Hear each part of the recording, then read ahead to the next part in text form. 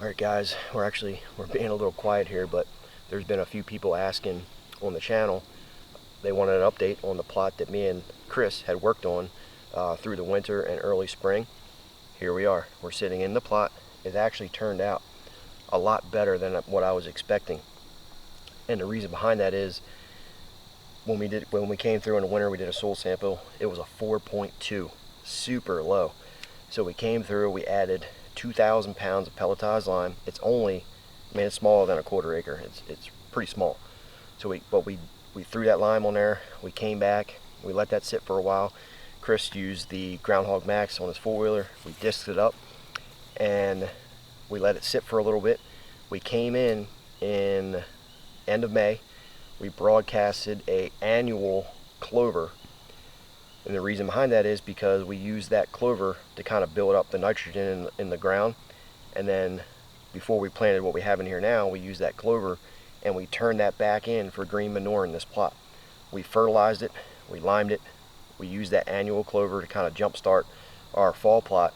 And now we have a mix of winter wheat, clovers, brassicas, and it turned out really well, better than what I was expecting actually. And I'll be honest with you, our plots are at the top.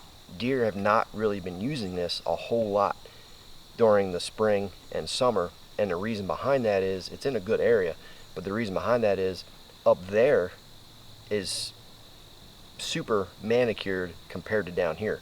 Up there is way more palatable. We have worked on that plot in previous years to where the pH is better, the nutrients are more available to the plants, so the plants are more palatable and all that stuff, so they really don't have a reason to come down here and feed. I'm sure there's trails intersecting over to the right of me, which I'll show you in a minute.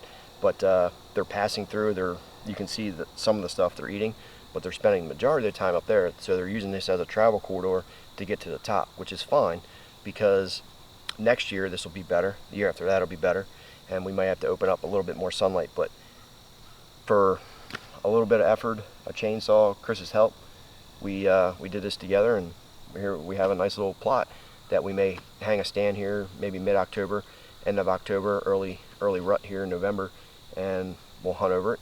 We're going to pull the stealth cam card, see what's on here. We might move it to this other side over here. But this is it, guys. Follow the steps, the proper steps, starting with a soil sample, get some sunlight, and you can have a kill plot in the woods.